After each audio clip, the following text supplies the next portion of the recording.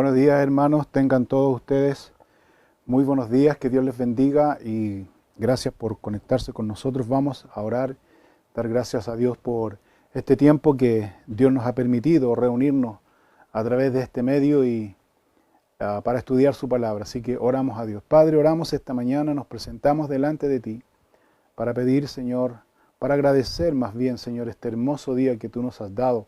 Te damos gracias, Señor, porque podemos ver, Señor, y podemos mirar una vez más la muestra de tu amor, de tu gracia, de tu misericordia, Señor. Oramos esta mañana y rogamos, Dios, tu bendición por cada uno. Te pedimos, Dios, que seas tú instruyéndonos y hablando en nuestros corazones. Yo te pido, Señor, que bendigas grandemente a todos mis hermanos y hermanas que están conectados, que bendiga sus vidas, que bendiga, Señor, sus corazones, que tu palabra en esta mañana sea consolándonos, instruyéndonos, exhortándonos, animándonos y provocando en nosotros cada día esa confianza, que podamos, Señor, que nuestra fe pueda crecer y se pueda desarrollar en esta mañana a través de la enseñanza de tu palabra. Señor, ayúdanos, Padre, a estar concentrados, Señor, atentos a lo que tú nos quieres enseñar en este día. Que podamos también, Señor, poner en práctica lo que tú nos vas a guiar y lo que tú nos vas a enseñar. Te pedimos perdón esta mañana por todos nuestros pecados. Somos pecadores, fallamos a diario y en cada momento. Y es por eso que esta mañana te rogamos, Dios, por misericordia, que nos perdones, que purifiques nuestro corazón, que nos llenes de tu poder y de tu Espíritu Santo. Pedimos, Dios, tu bendición en este día, especialmente por nuestro país y la situación tan complicada y difícil que estamos viviendo. Oramos, Señor, por aquellos que están contagiados, Señor. Oramos por las familias, Señor, que están sufriendo. Yo te ruego, Dios, que tú les alcances a ellos, Señor. Que tú, Señor, de alguna manera te manifiestes a ellos, Señor, con compasión, misericordia y verdad, Señor. Te pido, Señor, también por aquellos que están enfermos, especialmente te pido, Señor, por mi hermana Patricia.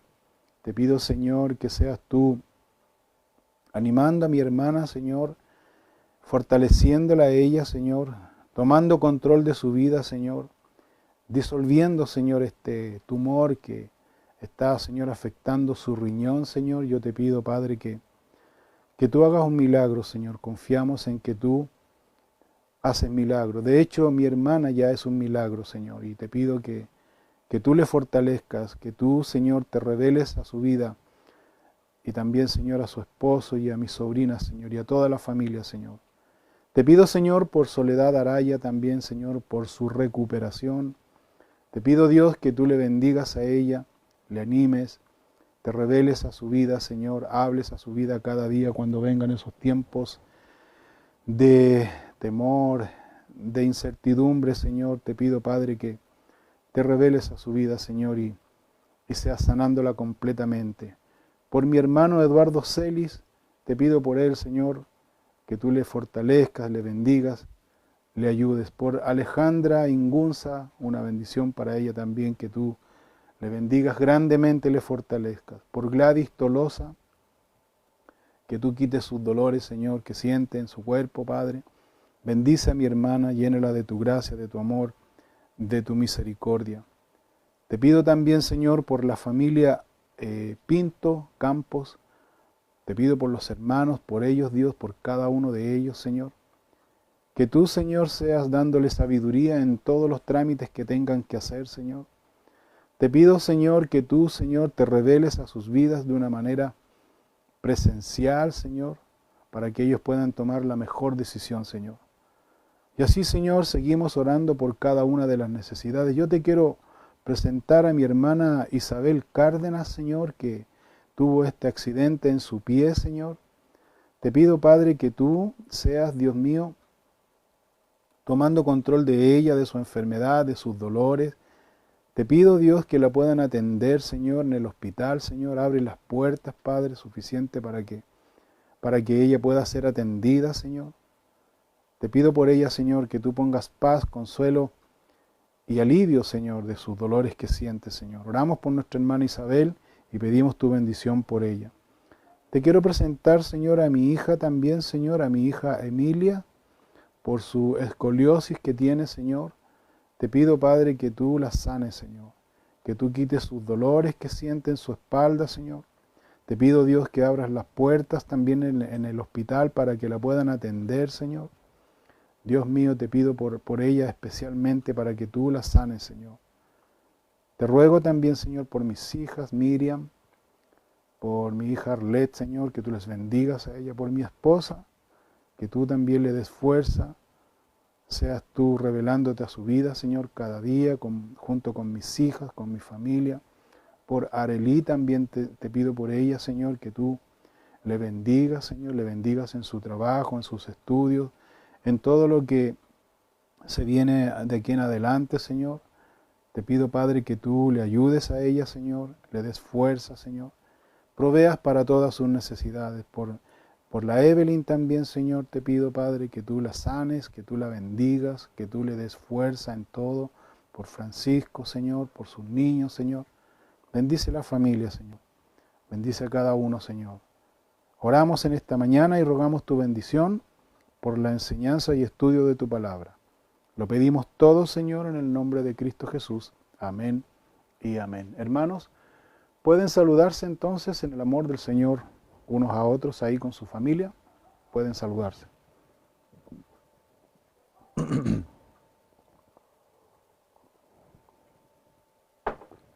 Vamos a estudiar esta mañana el libro de Juan, capítulo 1. Les pido por favor que abran sus Biblias en el Evangelio según San Juan, en el capítulo 1. Continuamos estudiando este largo capítulo, este capítulo que tiene más o menos 51 versículos. Y fíjate que es una gran introducción que el apóstol Juan da aquí, de todo el libro, digamos, y habla específicamente a un mundo hebreo, judío, y a un mundo griego. Entonces el propósito de Juan es presentar a Jesús como el Mesías, como el Cristo, según lo mencionan aquí. Entonces, nosotros vemos aquí que, retomando en los versículos que nos corresponde estudiar esta mañana, Juan el Bautista tenía gran convicción, gran seguridad de su llamado, del llamado que el Señor le había hecho en su corazón.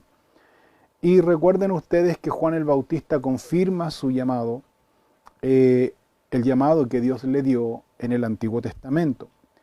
Y también Juan el Bautista tenía muy claro lo que él debía realizar en el ministerio, porque esa instrucción Dios le dio, cada una de esas instrucciones que él debía realizar.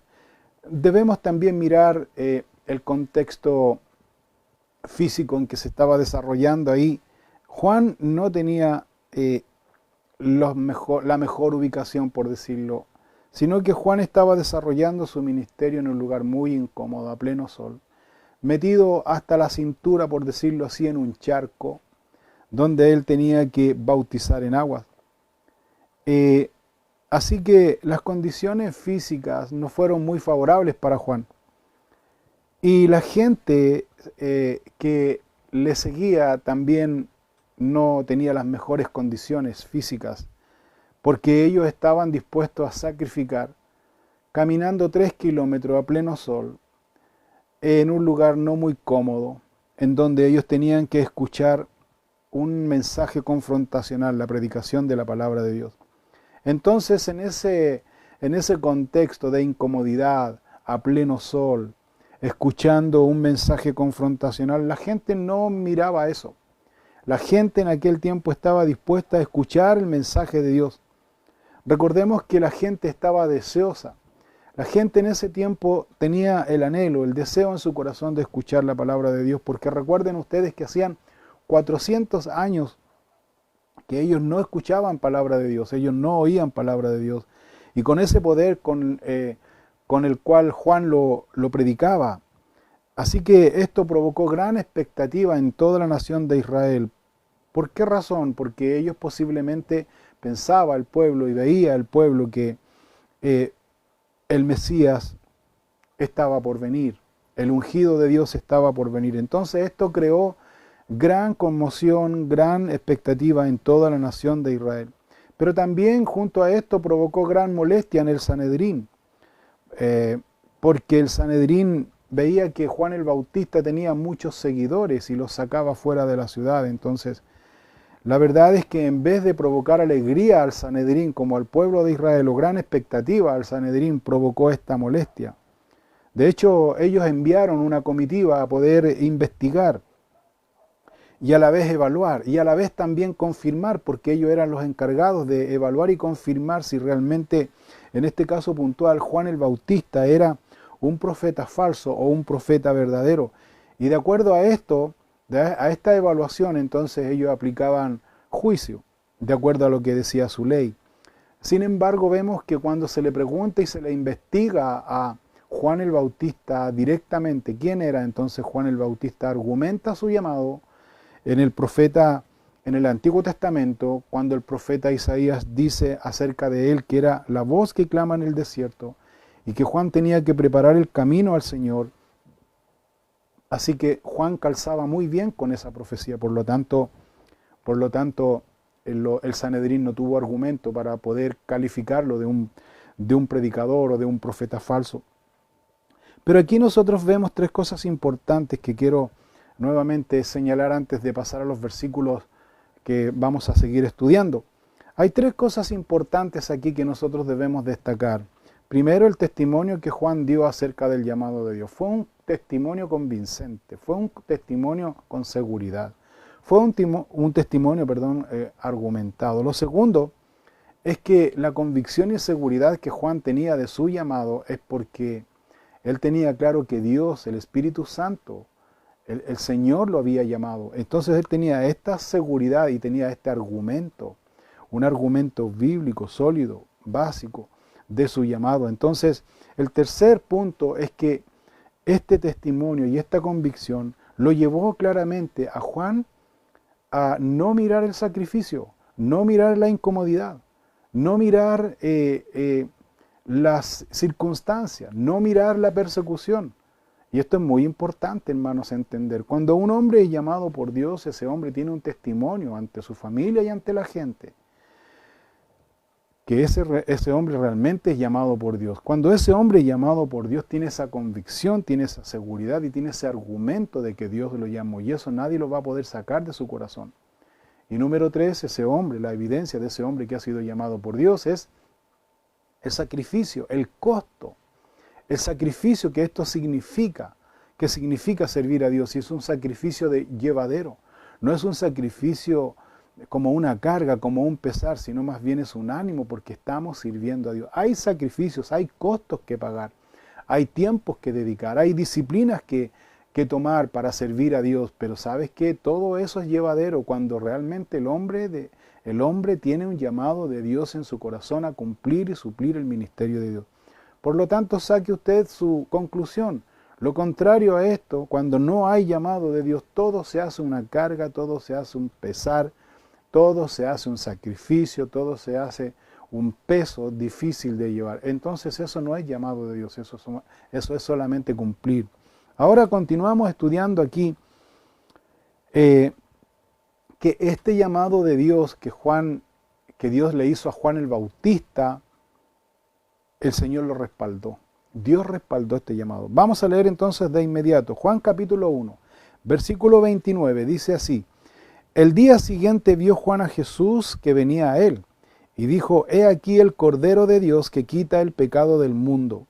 Este es aquel de quien yo dije: Después de mí viene un varón, el cual es antes de mí, porque era primero que yo. Y yo no le conocía, mas para que fuese manifestado a Israel, por esto vine yo bautizando con agua. También dio Juan testimonio diciendo: Vi al Espíritu que descendía del cielo como paloma, y permaneció sobre él, y yo no le conocía. Pero el que me envió permaneció sobre él. Y yo no le conocía, pero el que me envió, envió a bautizar con agua. Aquel me dijo: sobre quien veas descender el Espíritu y que permanece sobre él, ese es el que bautiza con el Espíritu Santo. Y yo le vi y he dado testimonio de que este es el Hijo de Dios. Entonces, Juan el Bautista aparentemente ya había él bautizado en aguas a Jesús. Por lo tanto, ahora Jesús venía a respaldar el ministerio de Juan el Bautista. Entonces, Juan el Bautista no aguantó este deseo, esta expresión de cuando él vio a Jesús e inmediatamente interrumpe tal vez su mensaje o lo que estaba haciendo, e interrumpe, y en voz alta él dice, he aquí, dice, el Cordero de Dios que quita el pecado del mundo. Cuando dice aquí Juan, el Cordero de Dios que quita el pecado del mundo, apunta directamente al judío, porque el judío conocía muy bien el simbolismo del Cordero. El simbolismo del Cordero, por ejemplo, vemos nosotros que al principio la sangre derramada, la piel de ese animal dice que cubrió el pecado, dice, de Adán y Eva al principio. Luego nosotros vemos que el Cordero también, cuando ellos salieron de Egipto, la sangre del Cordero puesta en los dinteles de las puertas los cubrió de la muerte.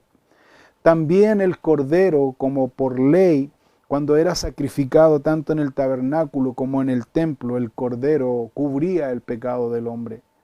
Cubría el pecado, la sangre del Cordero cubría el pecado del hombre. Entonces esta declaración fue muy directa y no sorprendió al judío, como digo, sino que realmente le conmovió algo que ellos no sabían. Entonces, por eso dice Juan aquí, y algo muy interesante que yo creo que sorprendió también mucho más al judío, dice, he aquí el Cordero de Dios que quita el pecado del mundo. No dice el Cordero que quita el pecado solo de Israel, sino del mundo, de todo el mundo. Entonces, la verdad es que esto sorprende claramente a la comitiva farisaica que estaba investigando la vida y obra de Juan el Bautista. Y yo creo que esto también les motivó a la comitiva a poder investigar a Juan.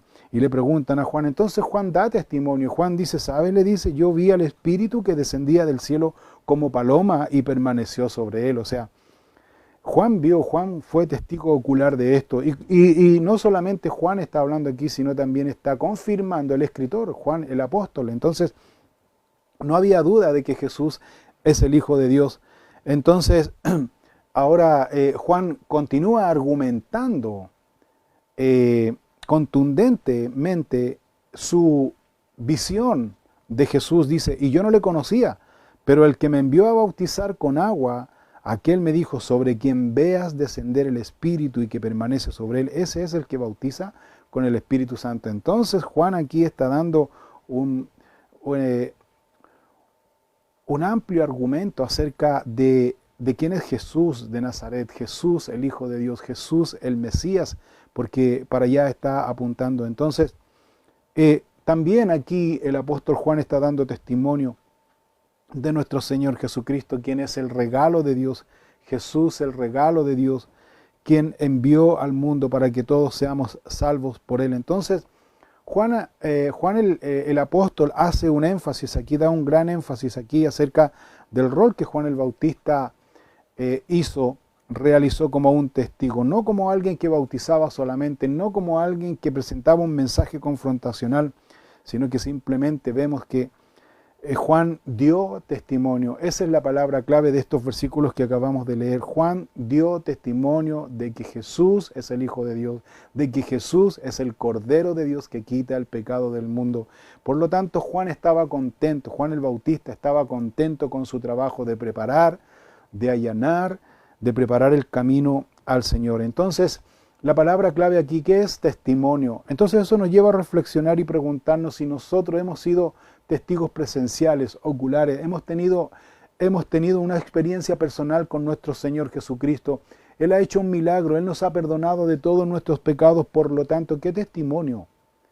¿Qué testimonio tenemos de Jesús? ¿Qué testimonio estamos dando de Jesús al mundo, a la familia, al mundo, a la sociedad en donde nos hallamos? ¿Qué testimonio? ¿Estamos dando testimonio de que realmente Jesús es el amo, dueño, Señor de mi vida? ¿De que estoy en la voluntad perfecta de Dios? ¿De que estoy realizando su obra? ¿Qué ha hecho Jesús en su vida? Primero partamos por ahí. ¿Qué ha hecho Jesús en su vida? ¿Cree usted que el Señor le ha perdonado de todos sus pecados? Entonces es importante que usted se haga esa pregunta, porque es importante también de que usted esté seguro, especialmente en estos tiempos difíciles, donde no nos podemos congregar, donde estamos viviendo tiempos donde la tentación está a la puerta. Entonces podemos nosotros mirar y ver que somos realmente hijos de Dios, somos un testimonio a la familia, al mundo, a la sociedad en donde nos desenvolvemos, donde nos desarrollamos. Entonces es ahora el momento. Si usted está inseguro, si usted no tiene esa seguridad, ¿qué espera para venir al Señor? ¿Qué espera para hacer su confesión de fe a Dios? ¿Qué espera para reconciliarse con Dios? Dios nos está llamando. Dios nos está llamando a tener una relación, una comunión personal con Él. Dios está dispuesto, el Señor está dispuesto a perdonarnos no solo de algunos, sino de todos nuestros pecados. Luego dice aquí, Juan capítulo 1, versículo 35, lo siguiente. Dice, el siguiente día otra vez estaba Juan y 2 de sus discípulos, y mirando a Jesús que andaba por allí, dijo, he aquí el Cordero de Dios. Juan el Bautista siempre cuando veía a Jesús, siempre no le importaba con quién estuviera ni dónde estuviera, según lo que yo veo aquí, sino que en cada momento Juan el Bautista decía, he aquí, veía a Jesús en la calle, he aquí el Cordero de Dios que quita el pecado del mundo. O sea, Juan lo hacía con un ánimo, con un entusiasmo, producto de su alegría, producto de su emoción, no sé cómo llamarlo, pero Juan estaba contento primero, de estar en la voluntad perfecta de Dios, haciendo lo que Dios le demandó hacer, y segundo, de que estaba viendo la evidencia ante sus ojos, Jesús de Nazaret. Entonces eso, Juan como era impulsivo, entonces eso le permitía a hablar de Jesús. He aquí el Cordero de Dios que quita el pecado del mundo.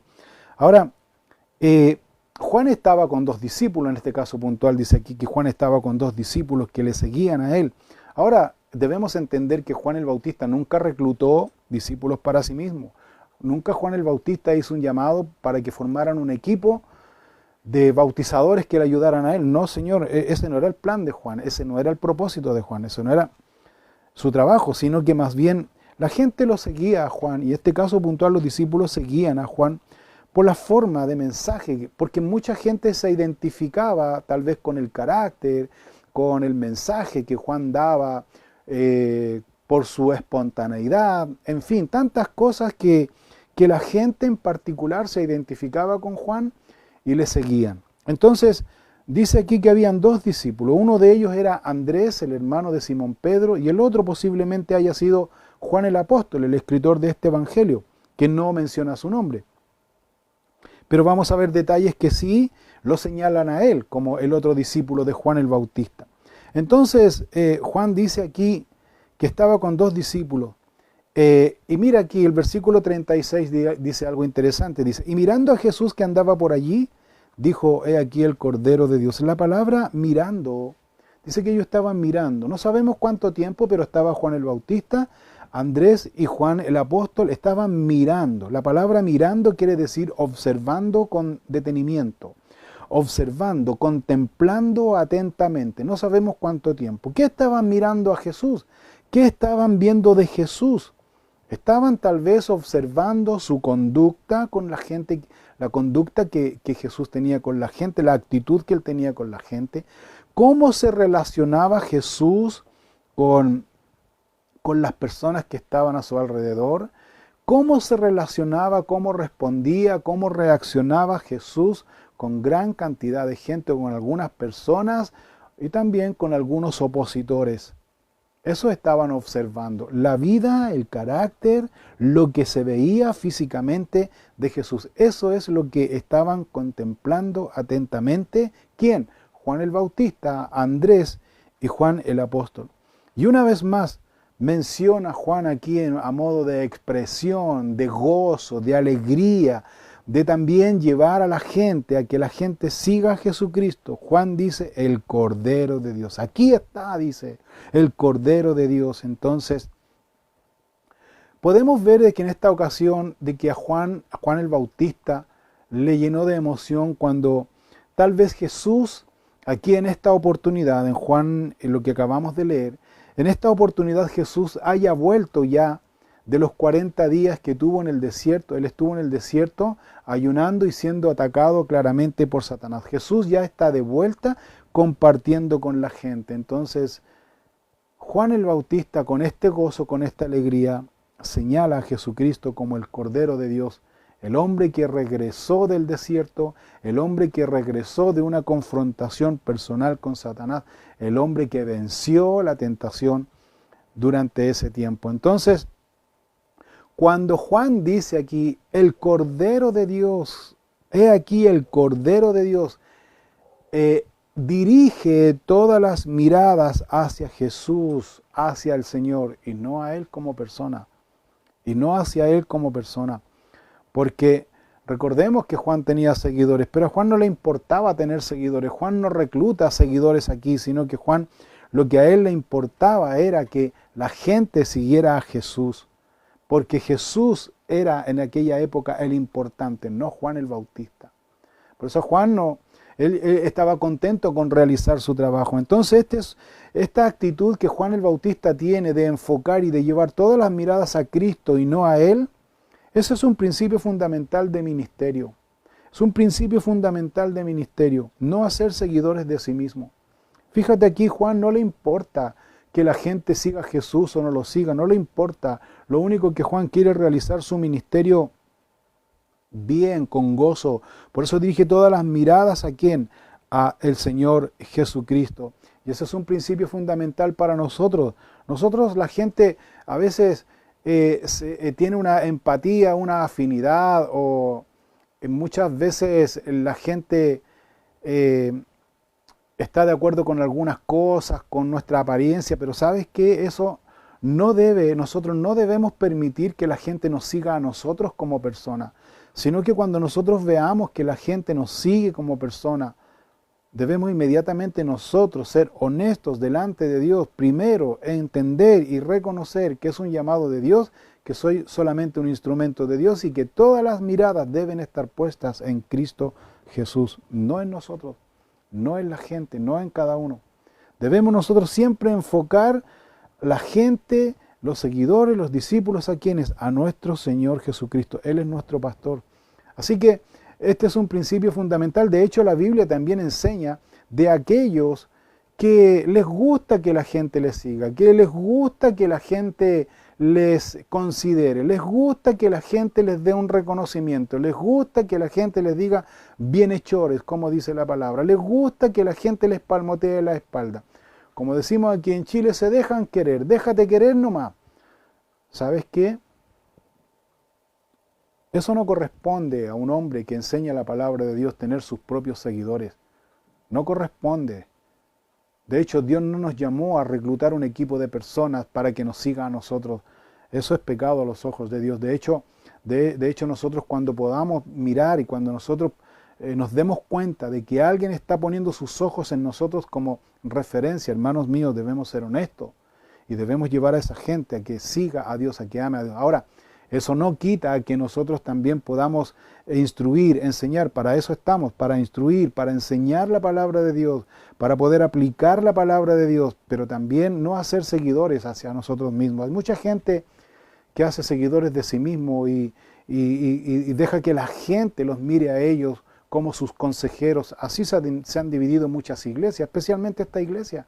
Esta congregación se han levantado personas que no han sido honestos y no han sido sinceros para decirle a la gente, ¿sabes qué? Yo me voy y me voy solo, no me sigas, sigue al Señor por sobre todas las cosas. No, permite que la gente lo siga y así dividen la gente, así dividen el cuerpo de Cristo, mutilan el cuerpo de Cristo. Por eso la Biblia es tan clara en esto, especialmente en el libro de Santiago, capítulo 3, versículo 1, dice, hermanos míos, dice, no os hagáis maestros muchos de vosotros, sabiendo que recibiremos mayor condenación.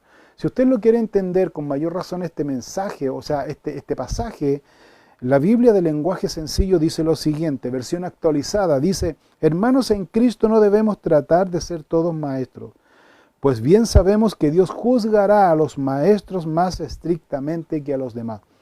Por lo tanto, todas esas personas que han hecho discípulos de sí mismos y han permitido que la gente los siga, ni siquiera por doctrina, sino simplemente por diferencias imperfectas humanas, y están haciendo su agrupación y están completamente mutilando el cuerpo de Cristo, esas personas van a tener que dar una cuenta como yo, maestro de la palabra. Van a tener que dar una cuenta delante de Dios. Van a tener que dar una cuenta delante de Dios. Por esa razón me dedico solamente a estudiar la Biblia, a enseñar la Biblia, pero no a ser discípulo hacia mí mismo. No, Señor. ¿Qué tengo que entregar yo como persona, como ser humano? Nada, nada. Pero simplemente también entiendo cuál es mi rol como pastor, maestro, enseñar la palabra de Dios. Ese es mi rol como maestro, ese es mi llamado. Ese es el llamado que Dios ha puesto en mi corazón, de enseñar, trazar fielmente la palabra, la doctrina, la palabra de Dios. La palabra de Dios, no mi pensamiento, ni lo que yo creo, ni lo que yo pienso, sino que simplemente lo que dice la palabra de Dios, la enseñanza de la palabra de Dios. Y en eso estamos, y en eso vamos. Y cuando veo que hay personas que se quieren tener esa empatía de seguir, qué sé yo, uno inmediatamente tiene que darse cuenta, como Juan el Bautista, y dice, ¿sabes qué? Yo no soy el importante, Jesús es el importante, Él es nuestro pastor. Luego dice aquí, cuando Juan el Bautista dice, he aquí el Cordero de Dios, a dos de sus discípulos, que eran Juan y Andrés, versículo 37 del capítulo 1 dice, le oyeron hablar los dos discípulos y siguieron a Jesús. ¿Quiénes? Juan el apóstol y Andrés dice que oyeron hablar a su maestro, a Juan el Bautista, acerca de Jesús y lo siguieron inmediatamente. Versículo 38. Y volviéndose Jesús y viendo que le seguía, les dijo, ¿qué buscáis? Ellos le dijeron, Rabí, que traducido es maestro. ¿Dónde moras? Les dijo, venid y ved. Fueron y vieron dónde moraba y se quedaron con él aquel día, porque era como la hora 10. Aquí nosotros podemos ver otro principio fundamental de ministerio. Cuando Jesús se da cuenta que hay dos discípulos, dos personas más bien, que lo están siguiendo por un lapso de tiempo determinado, Jesús inmediatamente se voltea y Jesús les dice inmediatamente, ¿qué buscan? Otra versión de la Biblia dice textualmente, dice, ¿qué quieren? ¿Qué es lo que quieren? Cuando Jesús está preguntando, ¿qué buscan?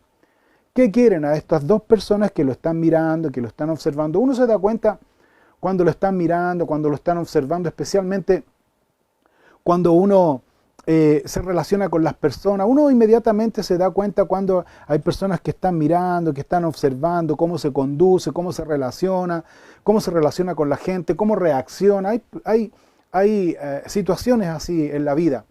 Bueno, Jesús pasó lo mismo, pero Jesús fue más directo, Jesús fue más seguro, Jesús fue más, no fue sarcástico. Por favor, no interprete aquí esta pregunta de Jesús como un sarcasmo. Cuando dice, ¿qué buscáis? No fue un sarcasmo, sino fue en un tono y fue en un sentir de atraer. Fue en un tono, en un sentir, para que usted entienda la figura aquí, el contexto aquí. Jesús le dice, ¿en qué les puedo servir? Cambia la cosa. En ese sentir fue. Jesús le dice, ¿en qué les puedo ayudar? ¿En qué les puedo servir? ¿Qué es lo que están buscando? ¿Cómo yo les puedo ayudar? En ese sentido fue. No fue en un tono sarcástico ni a la defensiva, sino que fue en un tono de atraer a esas personas, de hacerlas sentir en confianza. Porque posiblemente estos dos discípulos estaban muy tímidos, estaban con esa timidez de acercarse al Señor Jesucristo, la timidez propia que cada persona tiene. Por esa razón están siguiendo a una distancia respetuosa. Entonces Jesús les dirige la palabra. Jesús se dio cuenta y Jesús les dirige la palabra. Se encuentra con ellos a mitad de camino. Ahora, hay escritores, historiadores que dicen que estos hombres comenzaron a seguir a Jesús durante la mañana. Recuerde esto, comenzaron a seguir a Jesús durante la mañana. Entonces cuando Jesús tiene este encuentro con ellos, los invita, les da esta confianza para que ellos también pudieran abrir su corazón. Ahora, en esta pregunta también que Jesús les hace, ¿qué quieren? ¿Qué es lo que buscan? ¿En qué les puedo ayudar o en qué les puedo servir? Con esta pregunta Jesús también está confrontando la verdadera motivación que estos discípulos tenían, porque posiblemente estos discípulos tenían una motivación de ambición, de posición económica, tener prestigio personal, o simplemente estos discípulos, que es lo que yo creo aquí, estos discípulos querían simplemente conocer al Señor Jesucristo. Por eso esta pregunta de Jesús fue muy importante, fue muy interesante y muy importante para ellos porque los saca de la timidez y ellos abren su corazón. Entonces, eso también nos lleva a nosotros a preguntarnos, ¿qué es lo que yo realmente estoy buscando de Jesús? Cuando Jesús en esta pregunta que le hace a los discípulos, también nos hace una pregunta a nosotros esta mañana. ¿Qué es lo que realmente estoy buscando? ¿Qué es lo que realmente yo quiero? Y eso es algo que tú debes preguntarte también. ¿Qué es lo que realmente estoy buscando de Jesús? Porque Jesús me pregunta, ¿qué es lo que quieres? ¿Qué es lo que quieres hacer? ¿Qué buscas? ¿Qué quieres desarrollar? ¿Qué estás tú buscando de Dios? ¿Cuál es tu propósito? ¿Cuál es tu meta? ¿Qué propósito tienes? ¿Cuál es tu meta? ¿Qué es lo que tú quieres encontrar en Jesús? Eso es algo que tú tienes que preguntarte. Todos los días, ¿qué buscas? ¿Qué quieres? ¿Qué quieres lograr? ¿Qué quieres hacer? Entonces, la respuesta de estos discípulos a esta pregunta de inclusión que hace el Señor Jesucristo a estos discípulos, la respuesta fue una búsqueda genuina porque ellos simplemente no se quedan con una conversación de pasillo, sino que mira lo que le dicen maestro, le dice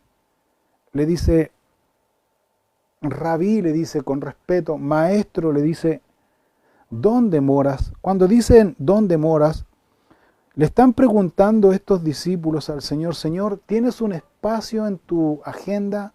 Señor, ¿tienes un tiempo para que nosotros podamos conversar en tranquilidad y no solamente aquí en una conversación de pasillo, a la rápida, a la ligera? Señor, ¿podemos pasar un tiempo contigo para poder conversar? Tenemos algunas dudas. Tú te puedes dar el tiempo, Señor. ¿Dónde moras? Queremos visitarte, queremos estar contigo. Dando a entender a estos discípulos que ellos tenían muchas dudas que no podían ser respondidas en un momento tan a la ligera. Entonces le pedían al Señor, Señor, ¿tienes un tiempo? ¿Dónde vives? Podemos ir a visitarte, si no ahora, pero podemos hacer una cita y podemos ir otro día. Eso significa la palabra ¿dónde moras? Porque ellos querían despejar algunas dudas. Entonces, aquí hay un principio fundamental de ministerio para el discípulo, para la persona que no tiene la película clara, como decimos con el Señor. No sabe lo que quiere, no sabe lo que está buscando de Dios. Ni siquiera sabe por qué es creyente, ni siquiera sabe por qué se está congregando, ni siquiera sabe por qué se está conectando aquí. Pues es tiempo que tú le preguntes a Dios ahora, Señor, ¿tienes un tiempito conmigo? Señor, ¿te puedo hacer unas preguntas? Tengo algunas dudas, la verdad, Señor, y no te avergüences de decirle a Dios, Señor, no tengo idea. Todos piensan que yo tengo un norte, que tengo un propósito, que tengo una meta, Señor. Sabes que yo ni siquiera sé para dónde voy, Señor. Es tiempo que tú le preguntes a Dios esta mañana, pregúntale a Dios, Dios, ¿dónde voy? Pero para eso tú necesitas tener un espacio, necesitas tener un tiempo. Esto nos enseña, hermanos míos, una reacción fundamental de la persona que realmente quiere respuestas de Dios. Porque la persona que no quiere ninguna respuesta de Dios tiene esa reacción contraria, cual le da lo mismo y sigue, sigue por inercia, sigue por rutina, se congrega, no sabe por qué se congrega, escucha un mensaje más en su vida y sigue por rutina y sigue. Esas son las personas que no tienen absolutamente ningún interés de saber quién es Dios. De hecho, no tienen idea cuál es el propósito en su vida, no tienen idea dónde Dios los llamó, ni por qué los llamó, ni saben lo que va a suceder con ellos. Eso es muy peligroso tener esa actitud, es muy peligroso tener esa actitud. Más vale que nuestra conciencia sea remecida en esta mañana y que como estos discípulos podamos decir, Señor, tienes un tiempito para conversar contigo porque la verdad yo necesito conversar contigo. Cuando una persona tiene deseo de responder sus dudas de parte de Dios, esa persona, la evidencia de esa persona es voluntad y disponibilidad de tiempo.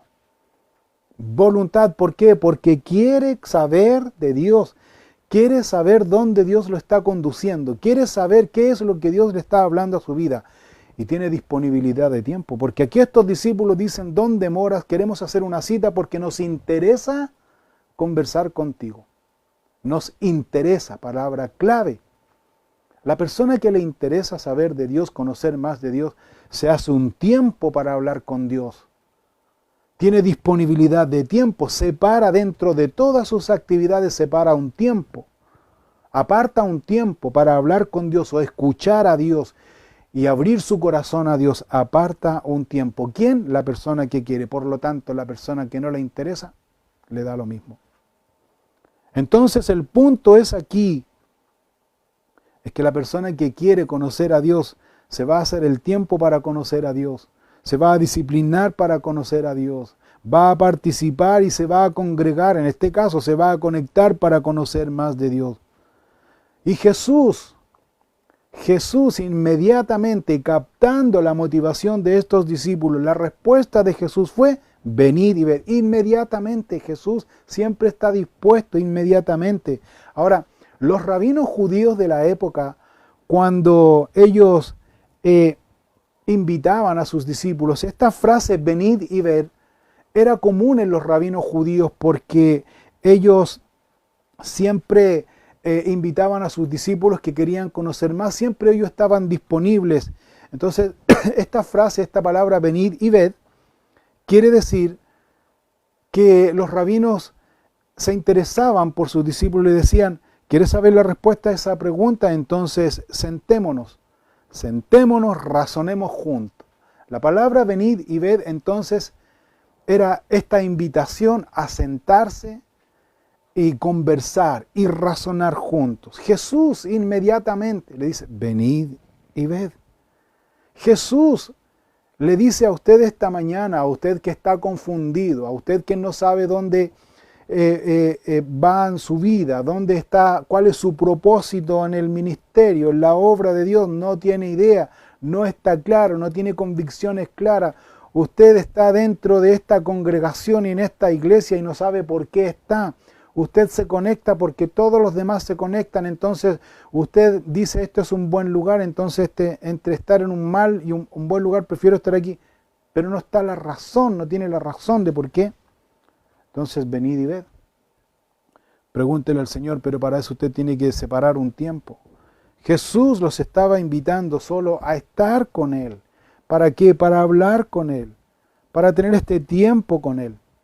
Y el Señor Jesús en esta entrevista, Jesús les iba a descubrir o les iba a responder muchas preguntas, muchas incógnitas que ellos tenían. Entonces, el escritor señala aquí de que en el versículo anterior dice que ellos,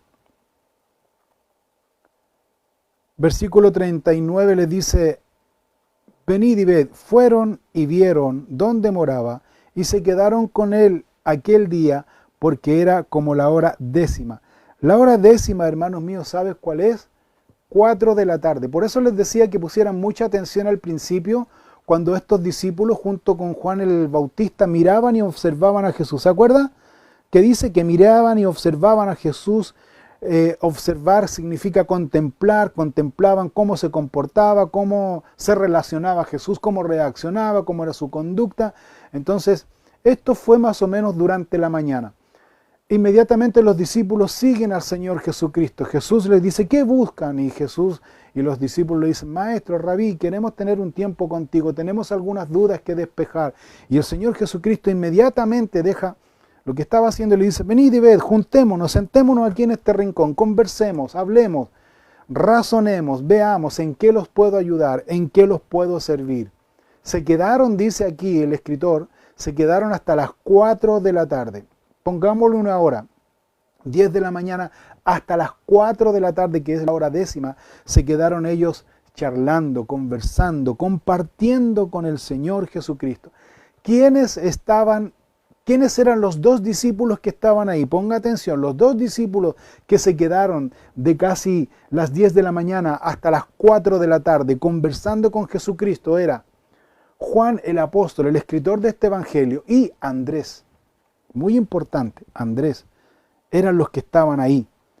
Y se quedaron ellos compartiendo, conversando con ellos, abriendo su corazón. La hora se les pasó volando, se les pasó rapidísimo. Otra evidencia importante, hermanos, de cuando uno tiene voluntad, de cuando uno tiene disponibilidad, de cuando uno tiene deseo, de conocer más de su maestro, el tiempo no es importante. El tiempo no es importante. Uno que está acá enseñando la palabra de Dios, bueno, cuando estábamos de manera presencial, habían personas dentro de la congregación, estoy hablando de un tiempo promedio, digamos, habían personas en la congregación que la verdad es que iban a dormir. Iban a dormir, se sentaban y se quedaban dormidos. La verdad es que si vas a dormir ahí, mejor, ¿por qué no te quedas en la casa y duermes mejor tranquilo, plácidamente? Pero esas personas muchas veces, algunos de ellos, lo estoy poniendo como ejemplo, no lo estoy condenando, estoy solamente graficando la motivación que algunos tienen para servir a Dios. Ponen tantas excusas de que se está demorando mucho, de que pasa mucho tiempo, de que se invierte mucho tiempo en la iglesia, de que son muchos días que hay que congregarse, de que son muchas actividades que tenemos en la semana. Y ¿sabes qué, hermanos? ¿Sabe qué? Si usted piensa de esa manera, mejor no se conecte. Nadie lo obliga, primera cosa, nadie lo obliga a conectarse.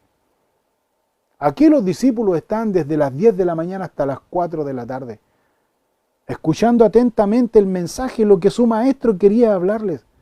Y hay otros que son como relojitos para el Señor, para las cosas de Dios, y quiero ser muy honesto en esto. Cuando son cosas para Dios, cuando son trabajos para Dios, somos muy relojitos. Somos muy organizados, entre comillas. Pero las cosas que a nosotros nos gusta hacer no medimos ni tiempo, no medimos absolutamente nada. Hermano, ahí hay un problema que tú tienes que solucionar en tu corazón. Porque si yo digo que Jesús es primero en mi vida, entonces mi voluntad y mi disposición debe estar siempre a los pies de Cristo y no a mi carnalidad. Porque Dios conoce nuestro corazón, Dios conoce nuestra vida, Dios conoce la verdadera motivación que tenemos en nuestro corazón y por qué le servimos.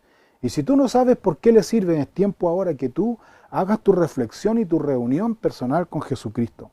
Porque Él necesita conversar contigo y despejar muchas dudas y darte una orientación y darte una meta y un propósito en tu vida espiritual para donde tú quieres estar dirigido. Eso es lo que hicieron estos discípulos.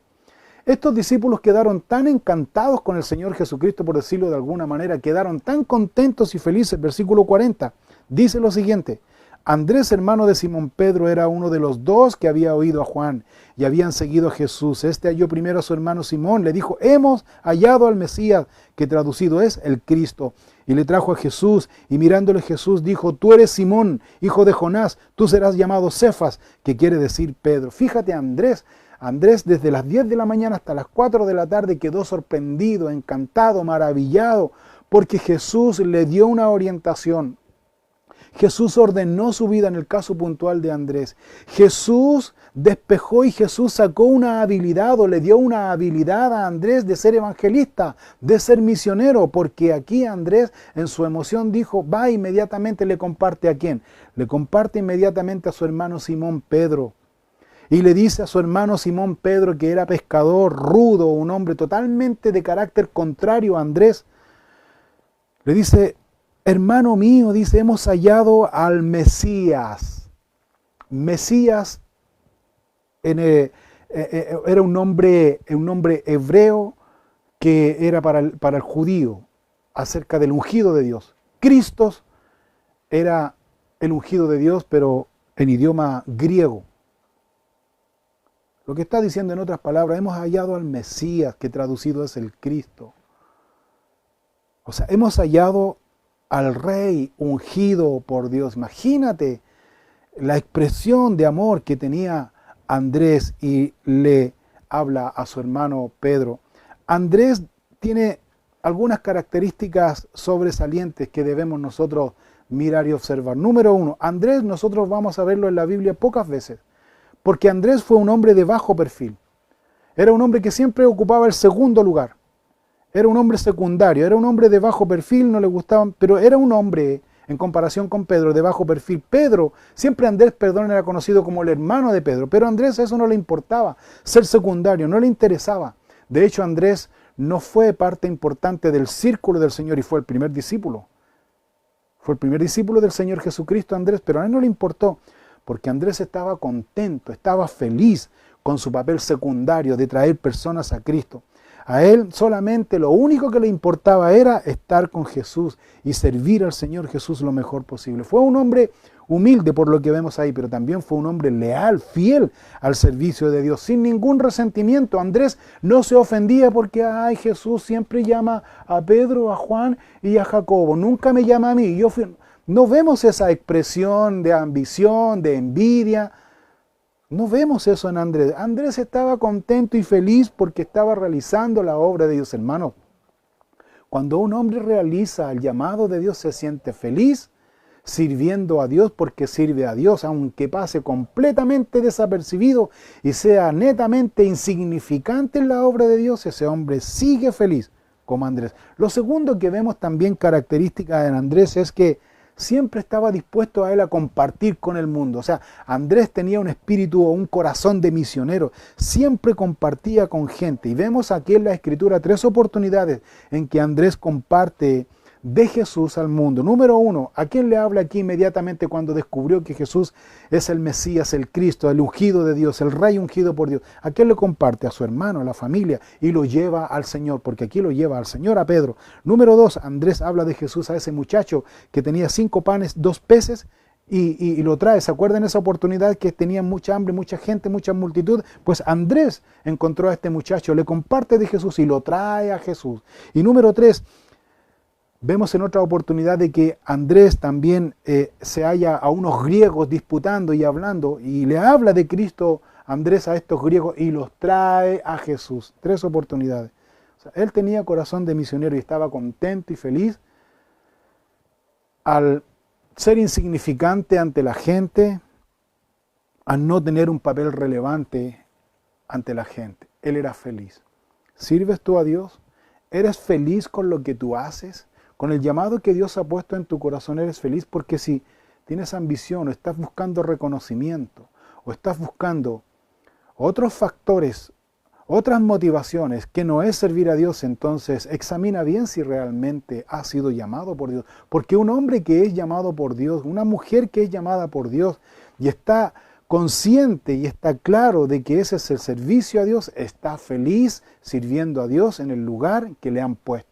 Y no anda reclamando, y no anda poniendo malas caras, y no anda tampoco con malas actitudes, ni malas reacciones, ni mirando el tiempo, ni midiendo el tiempo que es para el servicio de Dios, sino que esa persona sirve a Dios con gozo, con gratitud, porque entiende que es un servicio a Dios. No te olvides de esto, lo que estamos estudiando los días miércoles. El libro de Hebreos capítulo 6, versículo 10 dice: Dios no es injusto para olvidar la obra que habéis mostrado hacia su nombre, sirviendo a los santos y sirviéndoles aún.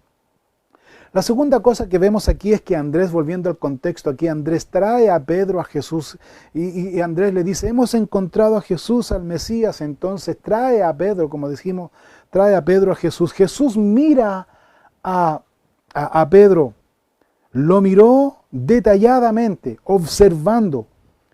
Usa esta palabra, una mirada. Fue una mirada concentrada, fue una mirada intensa, fue una mirada que Jesús hace a Pedro a fondo. Es decir, Jesús comenzó a mirar el corazón de Pedro. Eso es muy importante. Y Jesús le dice a Pedro: tú eres Simón. Tú eres Simón. Después que Jesús lo mira y lo observa, le dice: tú eres Simón, hijo de Jonás. Tú serás llamado Cefas, que quiere decir Pedro. Le dice, si uno mira en las Escrituras, tú te das cuenta que los cambios de nombre, tanto en el Antiguo Testamento, partiendo del Antiguo Testamento, por ejemplo, cuando Dios le cambió el nombre a Jacob, ¿te acuerdas? Dice: ya tú no serás más Jacob, el pillo, el cañalero, no sé, el que toma el talón, porque eso significa. Tú no serás más llamado Jacob, tú serás llamado Israel. Le cambia el nombre. Gobernado por Dios. Gobernado por Dios.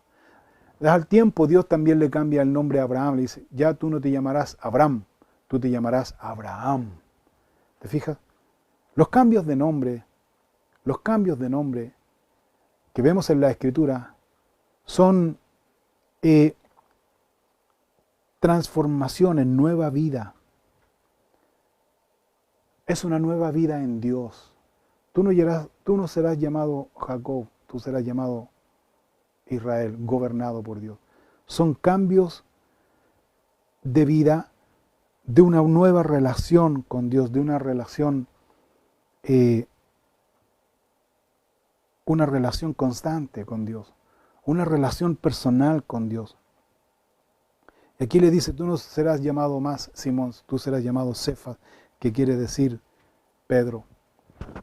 Jesús, una de las características que vamos a mirar aquí, cuando Jesús miraba a las personas, Jesús miraba a los ojos a las personas, y Jesús no veía la apariencia, no veía la condición en la cual la persona se encontraba, sino que Jesús miraba más allá, lo que podía llegar a ser esa persona si permanecía en comunión con Jesucristo. Ese es el punto. Jesús no vio lo que el hombre ve, lo físico, lo aparente. Jesús ve lo que está en el corazón, lo que esa persona puede llegar a ser si se relaciona con Dios, si sus preguntas son respondidas por Dios, si tiene un norte, si tiene un origen, si sabe dónde va, si sabe dónde Dios lo quiere llevar. ¿Me entiendes? Por ejemplo, hay una historia en donde Miguel Ángel, el gran escultor conocido por todo el mundo y la historia del mundo, alguien dice que vio a Miguel Ángel con un martillo y un cincel moldeando una tremenda roca. Ahí estaba Métale dándole ahí con el martillo y el cincel. Entonces esta persona, como ya Miguel Ángel tenía esa fama de ser un gran escultor, de hecho es un gran escultor de la historia, entonces ven esto, y entonces esta persona le dice, Miguel Ángel le dice, pero ¿qué estás haciendo? ¿Cuál es tu obra? ¿Qué estás haciendo ahora? Entonces Miguel Ángel le dice, estoy liberando al ángel que está prisionero en el mármol. O sea, ¿cuál es la pregunta aquí? Miguel Ángel estaba viendo lo que iba a salir de esa roca. Ya lo tenía en visión, lo que iba a salir de esa roca, que era un ángel. Y la gente miraba solamente una roca, y por eso le pregunto. Jesús es exactamente lo mismo, hermanos míos. Cuando tú vienes a Él, cuando tú pasas tiempo con Cristo, cuando tú pasas tiempo a solas con el Señor comienza a transformar tu vida. El Señor, como dice aquí, va a cambiar tu nombre. Va a cambiar tu nombre, te va a dar una nueva vida, pero es importante, es importantísimo, es vital, es prioritario que pases tiempo con Dios. Porque Jesús, según lo que vemos aquí, Él nos ve con visión futura, lo que podemos llegar a hacer en sus manos si permanecemos en comunión con Él. Porque solo el Señor Jesús puede transformar el corazón del hombre. El Señor Jesús puede transformar nuestro corazón. En conclusión, vemos 4 enseñanzas fundamentales aquí en estos versículos. Número 1, el hombre que ha tenido un encuentro personal con el Señor, su vida es un testimonio fiel de eso, su vida, su conducta, su actitud. Número 2, el hombre que ha tenido un encuentro personal con el Señor no busca seguidores hacia sí mismo, no le importan los seguidores o hacer seguidores hacia sí mismo, sino que todas esas personas que lo pudieran seguir, que tengan alguna afinidad, que tengan alguna empatía con Él por su carácter, por su forma, por lo que sea, esa persona, discípulo del Señor, esa persona siempre va a encaminar y va a dirigir a esos seguidores o supuestos seguidores a Jesús, no hacia sí mismo. Y no va a sacar provecho de ello. Número 3, el verdadero discípulo del Señor, el que se considera discípulo del Señor, el que cree que el Señor lo ha llamado a pasar tiempo con Él, entonces ese discípulo va a pasar mucho tiempo con su Maestro, conociendo más de Él.